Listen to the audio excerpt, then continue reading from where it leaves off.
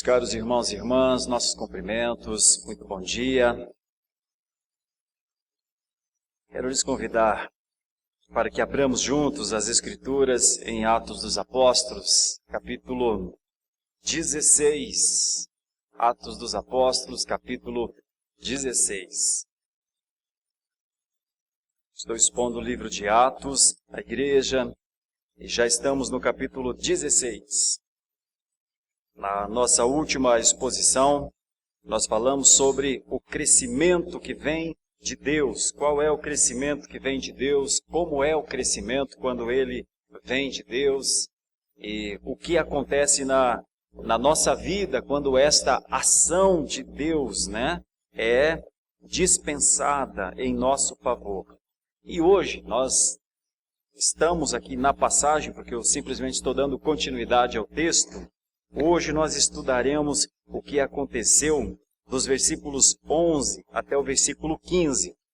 Atos capítulo 16, dos versículos 11 até o versículo 15.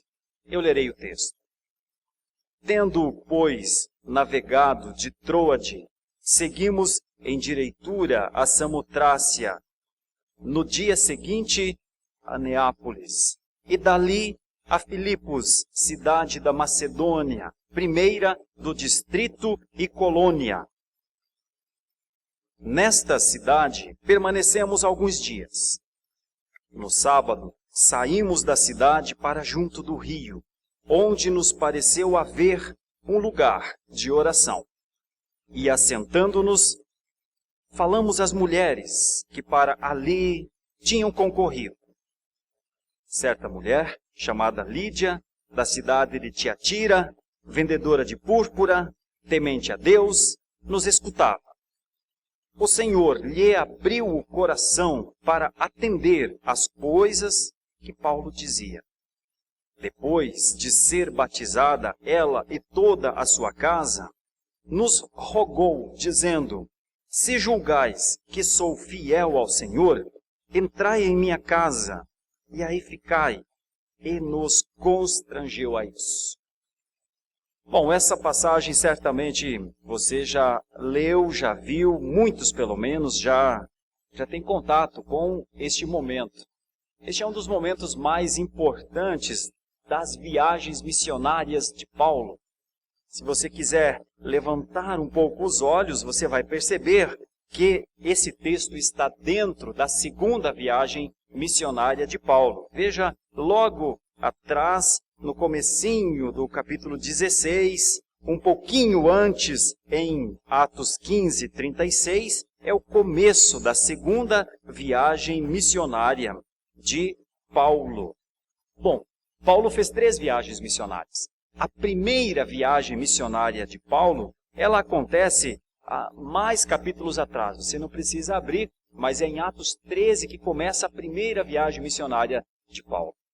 E Paulo é separado pelo Espírito Santo para uma missão, que naquele momento nem ele sabe direito e nem Barnabé, que são os dois que fazem a viagem missionária. A primeira viagem missionária de Paulo e de Barnabé é para a região da Galácia, uma região relativamente próxima de Jerusalém, de Antioquia, de Cesareia, as cidades ali do Oriente, do Extremo Oriente. Então, depois da primeira viagem missionária de Paulo, eles precisam confirmar as igrejas e querem saber como é que estão as igrejas que eles recém iniciaram. E é quando se dá a segunda viagem missionária de Paulo. Eles querem voltar para saber como é que os irmãos estão. Eles querem voltar para saber se aquilo que foi falado, aquilo que foi anunciado, está frutificando. Como uma semente plantada, o evangelho é assim. Então, o evangelho pregado, anunciado, é como uma semente que é lançada para o alto e ela cai. Onde esta semente cai? Paulo e Barnabé não sabiam qual era o tipo de terreno que aquele evangelho caía. Então, eles precisaram voltar para saber como é que estava o evangelho na vida das pessoas. E é por isso que eles fazem a segunda viagem missionária. E fazendo essa segunda viagem missionária, confirmando todas as igrejas por onde eles haviam passado, eis que lhes acontece algo inusitado. Paulo quer continuar pelo caminho que ele já conhecia, mas a Bíblia diz que o Espírito de Jesus não deixa. E dirige Paulo para a esquerda, para a região da Macedônia. É quando ele tem uma visão à noite numa cidade chamada Troade, e o varão macedônico diz: passa o mar, vem até onde nós estamos e ajuda-nos. Então Paulo é conduzido para este lugar, que não era um plano exatamente dele ir para lá. É quando ele vai para esta cidade. Então é aquilo que eu li agora há pouco. Eles navegaram de Troade, então, diz o versículo 11, e eles vão para Neápolis, que é do outro lado do rio, e chegam a Filipos, esta cidade da Macedônia, uma cidade importante, fundada por Filipe II, o pai de Alexandre Magno. Ali havia uma grande colônia grega, e então essa cidade era, nesse momento, uma cidade romana, conquistada em 167 a.C., e fazia parte dessa grande província da Macedônia. Mas o que é que Paulo estava fazendo ali? Vamos explorar o texto, entender o texto e então, depois de extrair as ideias do texto, procurar aplicar aos nossos dias. Eu vou pensar em 3 ideias aqui neste texto. O que é que Paulo estava fazendo ali? Veja no versículo 13. Primeiro, no final do 12, eles ficaram alguns dias na cidade. Então, não tenhamos a ideia que Paulo chegou em Filipos e já foi para o lugar onde essas mulheres estavam. Eles permaneceram alguns dias andando na cidade. Alguns estudiosos dizem que eles não encontraram na cidade local para pregar o evangelho. Eles caminhavam pela cidade de Filipos. No sábado, eles saímos da cidade para junto do rio, onde nos pareceu haver um lugar de oração. Vê só, tem-se a impressão comum que Paulo está andando e encontra algumas mulheres orando, mas parece que o texto fala outra coisa.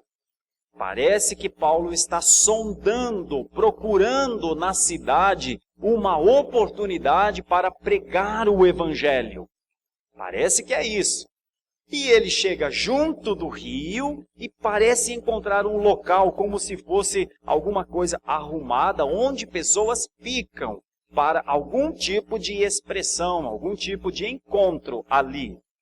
Então ele se assenta, diz o texto, no versículo 13, e assentando-nos, né? Então, onde nos pareceu haver um lugar. E quando ele assentou-se ali, olha o que o texto diz, parece que algumas mulheres vão para esse lugar. A expressão falamos às mulheres que para ali tinham concorrido. O texto não é claro se as mulheres chegam antes de Paulo ou se Paulo chega antes das mulheres. O fato é que parece haver uma disposição nestas mulheres em ouvir alguma coisa que fosse de Deus, das coisas de Deus. Por quê? Porque nós temos alguma ideia aqui em Lídia, uma disposição dela. Por exemplo, certa mulher chamada Lídia, da cidade de Tiatira, que é uma cidade próxima daqui, a mais ou menos uns 60 quilômetros, vendedora de púrpura, então negociante, vamos dizer assim, uma empresária, temente a Deus. Vê essa expressão, temente a Deus. É essa mulher que concorre, que vai até onde está alguém que está com a palavra na mão. A expressão é temente a Deus. E ela ouvia, certamente, junto com outras mulheres. Ponto e vírgula. O Senhor lhe abriu o coração para atender às coisas que Paulo dizia. Bom, a questão é, o que é que Paulo dizia? Eu sei que a primeira ideia é ir direto para, vamos entender o que aconteceu com o coração de Lídia. Eu vou falar. Mas antes, nós temos que entender o que é que Paulo dizia. E o que é então que Paulo dizia? Se você não quiser abrir, não precisa, mas há 2 páginas atrás na sua Bíblia, nós temos um pouco disso. Se você quiser, abra para você ver comigo. Em Atos capítulo 13, dos versículos 16 para frente, nós dá para entender o que é que Paulo dizia. O que é, então, este evangelho? O que é que Paulo dizia? Uma vez que a minha ideia é aqui dialogar com vocês, expor a vocês, a partir da temática, quando Deus abre o coração. O que acontece quando o Senhor abre o coração? Mas como é que o Senhor abre o coração? É importante saber. Então, como o Senhor abre o coração? Por que o Senhor abre o coração? E o que acontece com alguém que tem o coração aberto? Essa é a experiência de Lídia. Mas como é que o Senhor abre o coração? O Senhor abre o coração dessa mulher pelo Evangelho. É pelo Evangelho. É o Evangelho o instrumento. É isso que são as coisas que Paulo dizia. As coisas que Paulo dizia estão no capítulo 13, dos versículos 16 para frente, que é a pregação da palavra, que é a exposição. Quando se fala assim, em pregação da palavra é a exposição de verdades que fazem sentido. A pregação é o anúncio de algo que faz sentido na vida do ser humano. E era isso que Paulo estava fazendo ali. O exemplo é de Antioquia. Quando Paulo se levanta, diz aqui no versículo 16, Atos 13, 16, e fala assim, varões israelitas, e vós outros que também temeis a Deus. E começa a contar a história. O Deus deste povo de Israel escolheu nossos pais e conta a história do poder de Deus que cuidou dos seus ancestrais. Dos versículos 23 para frente, Paulo já não está mais só contando história. Primeiro, Paulo conta a história que aconteceu com os seus pais, com os judeus. Mas depois, Paulo fala de outra coisa que não é história, é fato daquele momento. Veja, do versículo 23 para frente, 13, 23 para frente.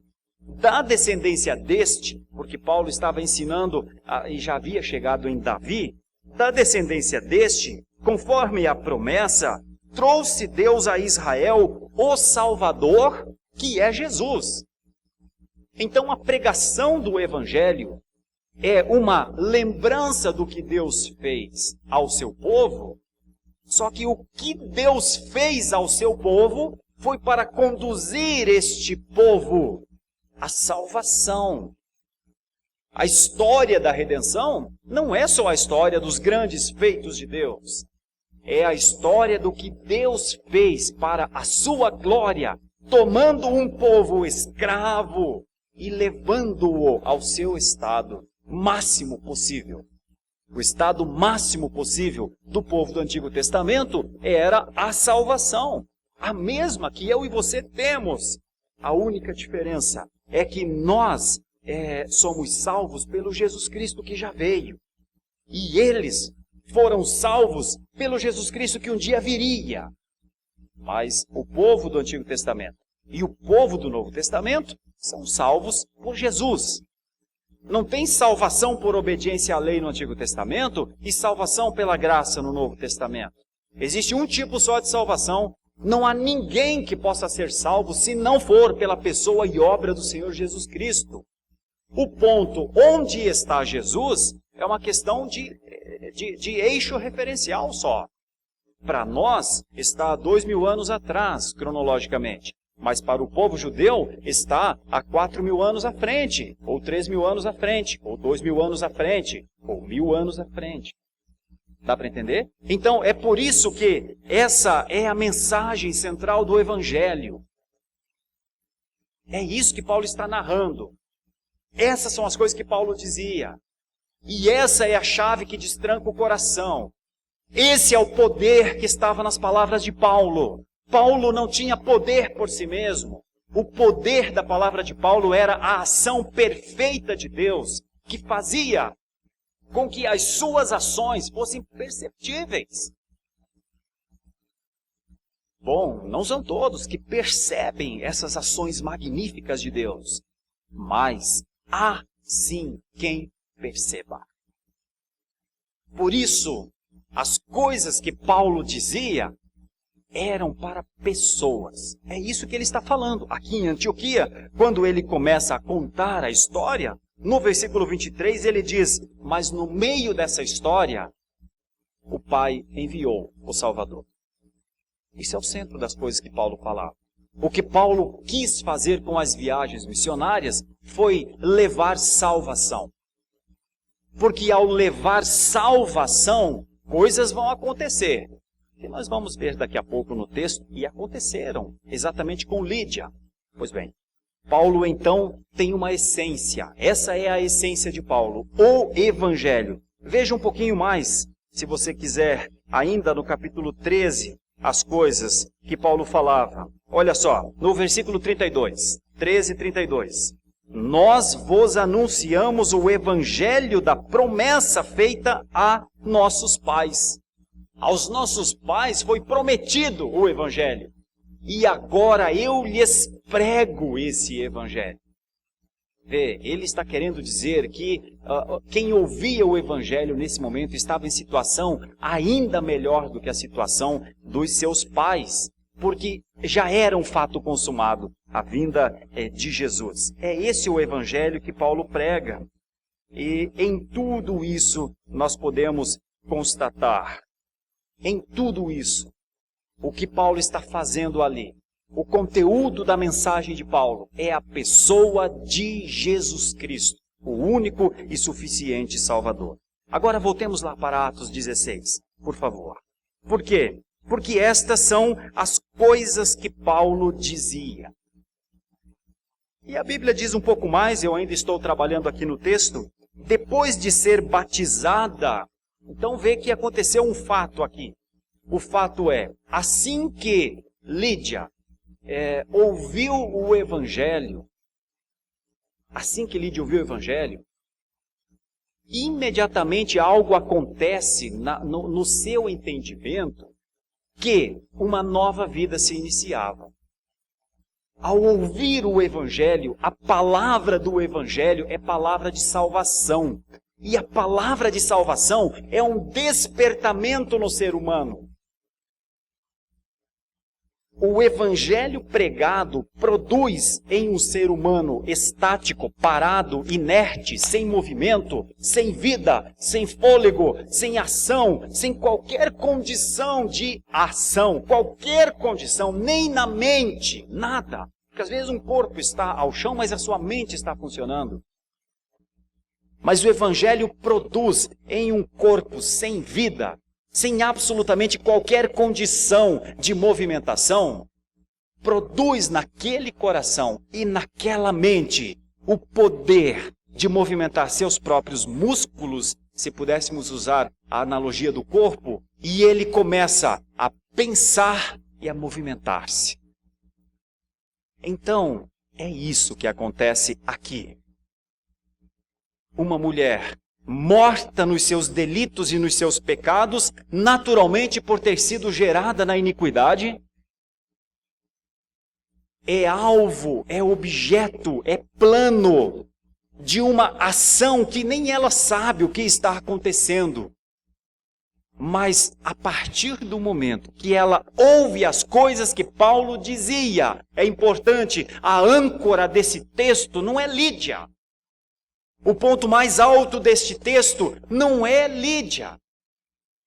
O ponto mais alto deste texto é o que Deus faz com o coração. É o que Deus faz com o seu Evangelho. O ponto mais alto desse texto é o próprio Evangelho. É a boa nova. O que Paulo disse a Lídia foi: existe um Salvador para você. E foi Deus quem preparou. E foi Deus quem idealizou. E este Salvador é para você a sua transformação. Porque esse Salvador lhe tira do seu estado de inimizade contra o Senhor e lhe coloca num novo status, uma nova vida, um novo plano, uma nova condição de viver. Isso é o Evangelho e o seu poder na vida de Lídia. É por isso, meus irmãos, que ela quis ser batizada. E ela ser batizada aqui é uma evidência bem forte. Além dessa carga teológica toda que eu estou trazendo aqui para o texto, nós temos uma ênfase prática muito significativa.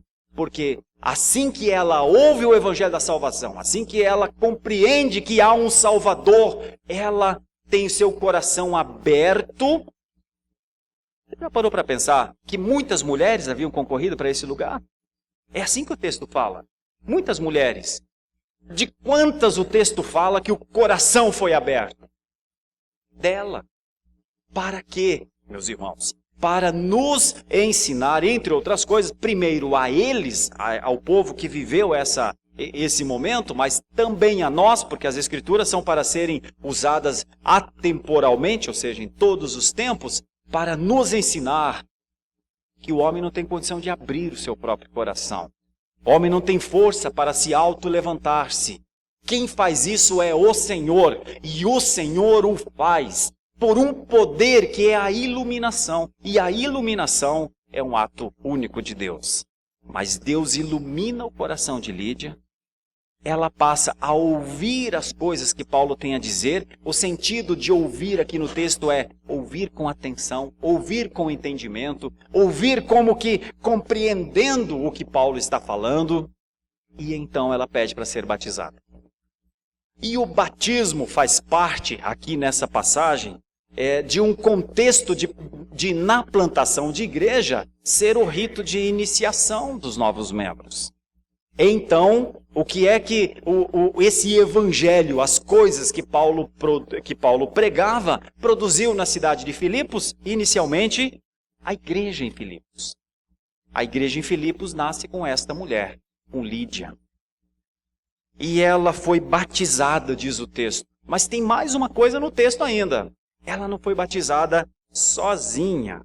Ela e toda a sua casa. Então esse é um contexto de aliança, tem um sentido de aliança aqui.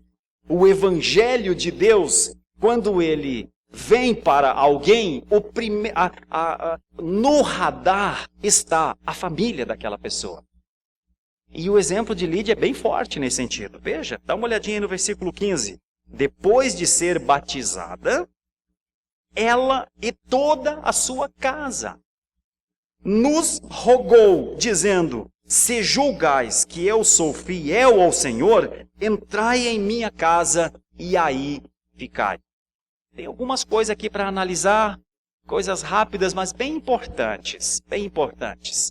Primeiro de tudo, Lídia ela é incorporada, ela é dada a ela o privilégio de fazer parte da igreja visível. Ela recebe um sacramento, ela é batizada. E ela é batizada, se você só de olhar por cima aqui no texto, você vai perceber. Ela é batizada lá dentro da sua casa mesmo. Então, aqui não tem rios e não tem outras coisas. Ela foi batizada exatamente no lugar de oração, quero dizer. Ela está batizada de uma maneira que Paulo dá início ali naquele momento de oração. É como se fosse uma igreja. Ali naquele lugar de oração existe uma igreja, só que ela não está levantada com paredes. Então essa é a casa de oração para todos os povos, que Jesus sempre pregou a possível existência de uma igreja que ela opera com seus meios de graça para a glória de Deus, mas que nem sempre é vista pelas pessoas. Nasce aqui uma igreja. nasce aqui uma igreja que vai, por conta do poder de Deus, de abrir o seu coração, nasce aqui uma igreja para a Macedônia. Esse é o poder do Evangelho. É isso que o Evangelho faz. Onde o Evangelho chega com o poder iluminador do Espírito de Deus, os corações têm de ser abertos. Eles são abertos. Esse é o poder do Evangelho. Então o centro dessa passagem não é Lídia, o centro dessa passagem é o poder do Evangelho. O poder do Evangelho que gera uma transformação numa pessoa. O poder do Evangelho que produz uma ação natural nessa pessoa. Quando a graça vem ao encontro de alguém, a única forma de reagir a essa graça é com fé. Deus coloca a fé no coração de Lídia para que ela consiga reagir à graça de Deus. E então ela pratica uma das coisas mais primordiais do cristianismo, a hospitalidade. É quando ela diz, se julgais que eu tenho essa fé, então venham à minha casa. É quando então Paulo vai à casa dela, a Bíblia diz que ele foi constrangido a isso. Pois bem, isso é o que o texto diz. Talvez haja alguma explicação a mais possível nesse texto, mas me parece o suficiente lhes falar isso do ponto de vista da explicação. Agora vamos tentar aplicar isso às nossas vidas, porque eu estou falando aqui do poder do Evangelho, do impacto das coisas que Paulo falava na vida de alguém, que é a vida de Lídia, o conteúdo das palavras de Paulo, o conteúdo era a boa nova que foi Jesus Cristo, ou seja, Paulo está anunciando a boa nova de salvação. O conteúdo, a essência, o que Paulo veio lhes entregar ali era Jesus Cristo e o seu poder de salvar, e ele está comprometido com esse conteúdo. Já havia feito isso em Antioquia, e agora está fazendo também aqui nesse local de oração, que é algo meio inusitado, meio à margem assim, né, da religião propriamente dito, porque não é numa sinagoga, é num local de oração. São coisas da soberania de Deus que nós não compreendemos, mas o Senhor abre o seu coração, ela atende às coisas que Paulo dizia, é batizada. Então nós temos aqui um meio de graça, como hoje vamos participar da ceia do Senhor, e seguidamente temos batismos aqui na nossa igreja. Tudo isso aconteceu com Lídia, em uma igreja, mas que não era vista, entende? Que não tinha paredes, era só um local de oração, alguns tipo pequenas cadeiras, alguma coisa colocada ali naquele lugar. Mas era uma igreja em ação ali. Essa igreja em ação produz em Lídia a hospitalidade, que venha à nossa casa, e eles são constrangidos a isso. Tá?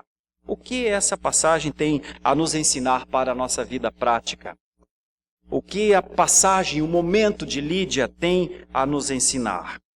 Talvez a primeira coisa que eu devesse perguntar, procurando aplicar aqui aos nossos dias, seria: meu irmão, minha irmã, quando corações são tocados pelo poder do Evangelho, quando corações são abertos, e o sentido aqui é que o coração passou a compreender coisas, como, por exemplo, o seu pecado natural, o seu estado de pecaminosidade, o seu estado de dependência, o seu estado de ser alvo do amor de Deus. Essas coisas, Lídia entendeu. É isso que é abrir o coração. Quando corações que são cegados pela prática do pecado, pela maneira de viver, pela maneira, às vezes, solitária de viver, quando corações são abertos pelo poder de Deus, estes corações respondem ao Evangelho. Quando corações são abertos pelo poder de Deus, quando é o Evangelho que entra no coração, quando é Jesus Cristo, o puro Jesus Cristo, o Jesus Cristo das Escrituras, Quando é Jesus Cristo que se assenhora do coração, quando Ele se torna o rei da vida, quando Ele se torna o sacerdote que expia todo o pecado, quando Ele se torna aquele que não só reina, não só expia o pecado, mas a sua palavra prega, a sua palavra fala a este ser humano, quando isso acontece no coração de alguém, este coração responde ao Evangelho. E a primeira maneira de responder ao Evangelho é com os ouvidos. Esse é o exemplo que vem de Lídia. Quando o Espírito Santo de Deus aplica a obra de Jesus Cristo ao coração, então este coração passa sim por uma transformação. E esse é o exemplo aqui na vida de Lídia. O exemplo na vida de Lídia é o exemplo de ser alguém temente ao Senhor para alguém que foi batizada. Esse é o exemplo do poder do Evangelho. Quando o poder do Evangelho opera, o coração que antes era surdo ou cego não ouvia o Evangelho e não via a obra redentora. Quando acontece pelo poder de Deus, quando acontece, então você pode dizer, houve conversão nessa casa, houve salvação nessa vida. E esta pessoa, como Lídia, responde ao Evangelho. Então eu quero aplicar isso, se você me permitir. Meu irmão e minha irmã amada, a resposta que nós damos ao Evangelho é com fé, por uma graça que nós recebemos. Se Deus iluminou o seu entendimento para compreender que Jesus Cristo é o seu Salvador, responda a esse Evangelho. Responda a essa boa nova com a sua fé. Respondamos juntos com um testemunho vivo, porque o testemunho de Lídia foi: eu preciso ser batizada. Batiza agora. Quando o poder do Evangelho é dado, isso é dele, isso é de Deus, não é nosso. Quando isso acontece, a vida é tocada e transformada. A minha esperança é olhar para a igreja cheia nessa manhã e esperar em Deus que nós sejamos neste momento uma igreja tocada pelo poder de Deus. Como se o Espírito de Deus tivesse vindo a cada um dos nossos corações, convencido a cada uma das nossas mentes e dito a cada um de nós: você é meu, eu salvei você, eu operei essa graça na sua vida. Agora, responda. Qual é a resposta que nós temos ao Evangelho, meus irmãos? Eu quero lhes pedir. Qual o nosso envolvimento com as coisas sérias do Evangelho? Qual o nosso envolvimento com os compromissos do Evangelho, com a agenda do Evangelho? Qual o nosso compromisso com a vida cristã nas esferas que nós atuamos? É sobre isso que eu gostaria de aplicar.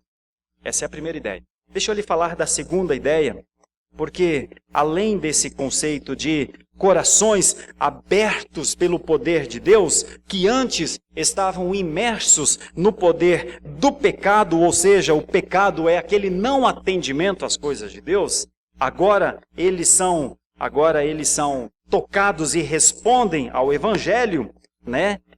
Pelo caminho da audição, primeiramente pelo caminho da audição.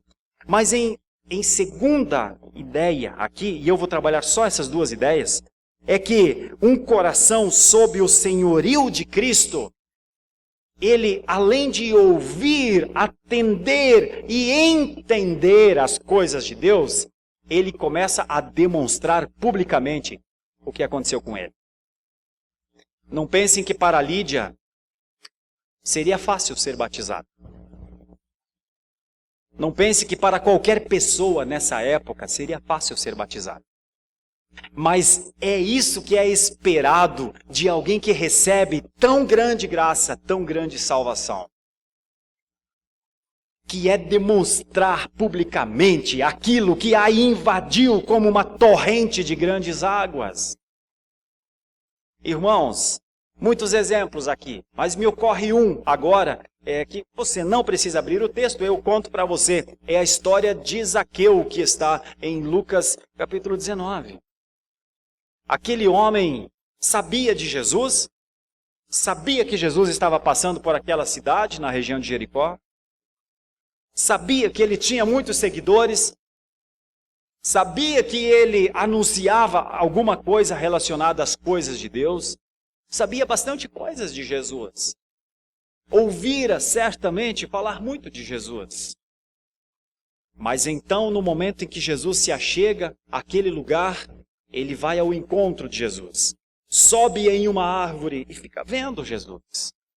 E enquanto Jesus está caminhando com uma pequena multidão, Jesus vislumbra aquele homem na árvore. E ele diz: desce, porque eu hoje vou à sua casa. E então, certamente, ele fica assustado com aquela maneira de Jesus falar, mas é assim que Jesus é. Isso é uma narrativa para que possamos entender como é a atividade, a proatividade de Jesus. Zaqueu só estava ali, vendo aquela multidão passar, mas Jesus não está ali para ser visto, Jesus está ali para salvar. E então ele olha para Zaqueu e diz: eu vou para a sua casa. E o ir para a casa daquele homem não era só uma visita básica, mas ele vai e a sua presença transforma totalmente a vida daquele homem. Irmãos, assim é o poder do Evangelho. Ele transforma ações, ele faz pensar, ele muda pensamentos. Entre muitos pensamentos, estava naquele homem, ele sabia que ele era um homem que defraudava pessoas. Ele sabia que ele era um homem que ficava com dinheiro que não era dele. Ele sabia do seu pecado, como todos nós sabemos dos nossos pecados. E então, a presença de Jesus enche o coração daquele homem de tal maneira que a sua resposta é: olha, em tudo que eu tenho feito de errado, eu quero corrigir. Essa é a resposta do Evangelho. A resposta do Evangelho é a demonstração pública. Irmãos, se me permitirem, com liberdade, eu gostaria de lhes aplicar da seguinte maneira. Uma das primeiras expressões de fidelidades nossa deve ser o senso de autocorreção. Deve ser o senso de conseguir olhar no espelho e ver quem nós somos mesmo. Para que não tenhamos engano primeiro para conosco mesmo. Tu já pensou, alguém que se engana consigo mesmo, que leitura ele faz do mundo?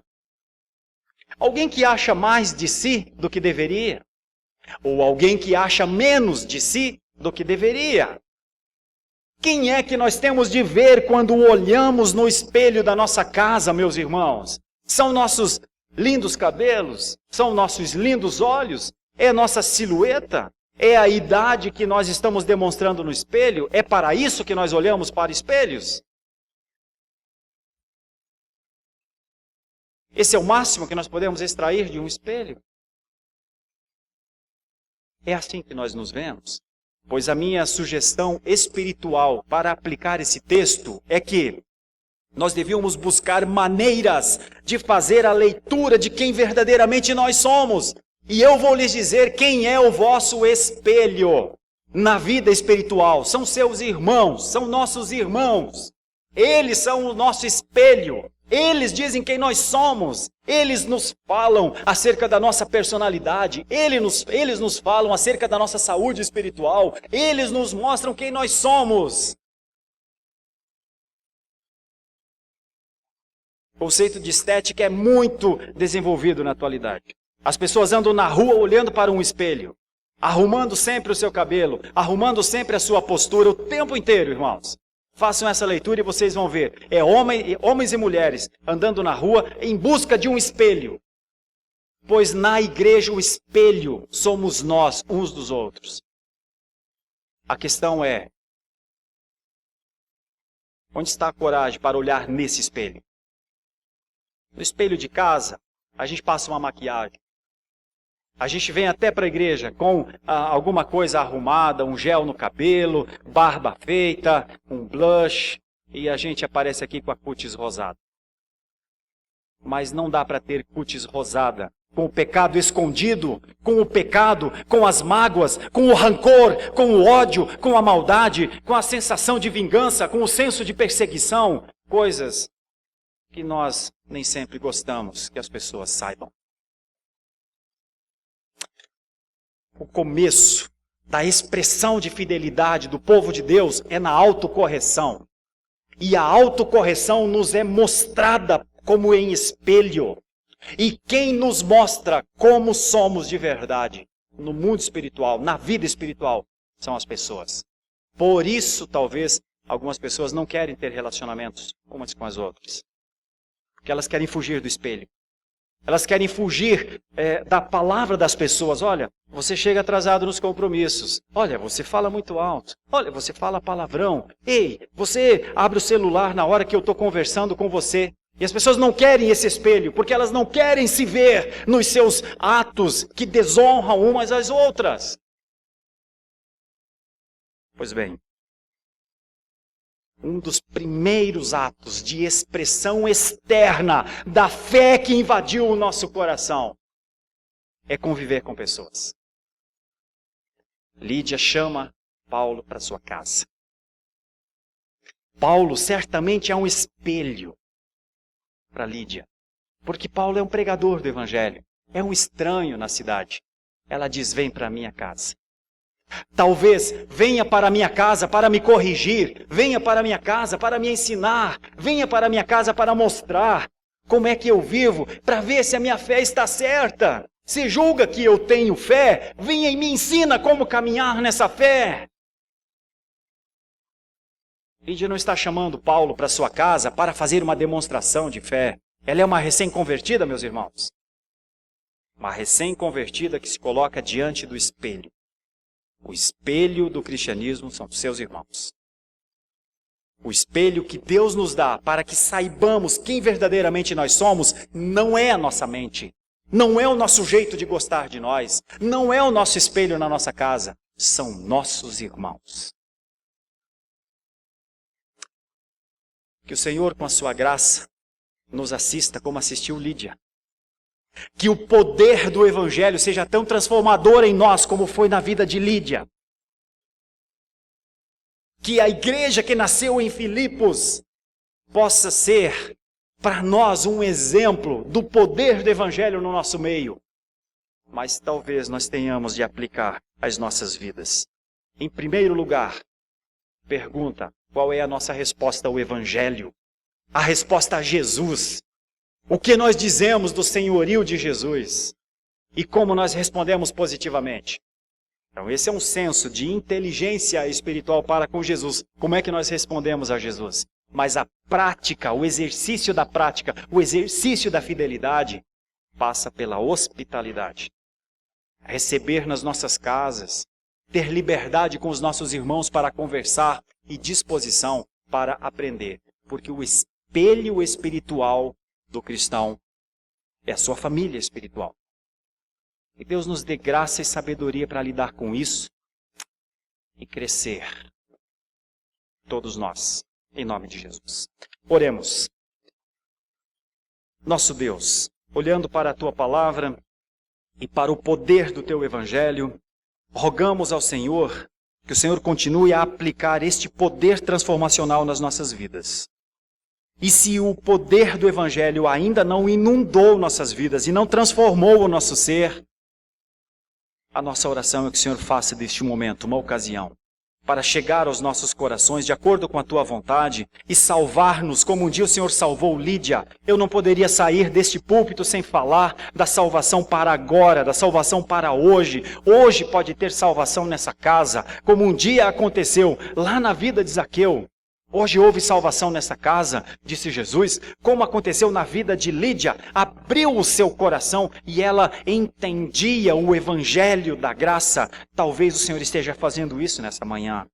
E eu oro para que o Senhor faça isso no nosso meio. Salve pessoas Ensina a cada uma dessas pessoas que o Senhor salvar, da tua graça, do teu amor, do cuidado que o Senhor tem para com as famílias, da aliança que o Senhor fez com Abraão, e é uma aliança vigente nos méritos de Cristo. Nós somos herdeiros dessa aliança. Ensina a talvez alguém que tenha vindo a esta casa de oração nessa manhã, porque precisa do Senhor, não tem como viver, não consegue mais viver sozinho, não sabe mais o que fazer com a sua própria vida. Senhor, se o Senhor quiser nessa manhã, traz salvação.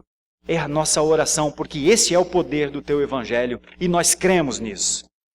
Mas, Senhor, também aqueles que já receberam essa salvação, aqueles que já têm uma caminhada no cristianismo, continua a nos mostrar, Senhor, continua a nos mostrar que nós somos chamados a uma expressão de fidelidade. Continua a nos mostrar que a fidelidade ao Senhor não só começa com o uso do meio de graça que é o batismo, mas também a comunhão entre os irmãos, a convivência com os irmãos. E o exemplo de Lídia é tão maravilhoso, porque chamou este pregador à sua casa imediatamente. Chegou a constranger, como diz o texto. Senhor, ajuda-nos a constranger pessoas, se preciso for, para que elas venham às nossas casas, para que elas conversem conosco sobre vida espiritual, para que elas sejam o espelho da nossa espiritualidade, para que possamos olhar para elas e perguntar umas para as outras: como eu estou? O que você acha que eu sou como cristão? Como eu estou vivendo a vida cristã? Como você pode me ajudar a ser um cristão que agrade ao Senhor com práticas que sejam práticas agradáveis ao Senhor? Porque nós temos medo das pessoas.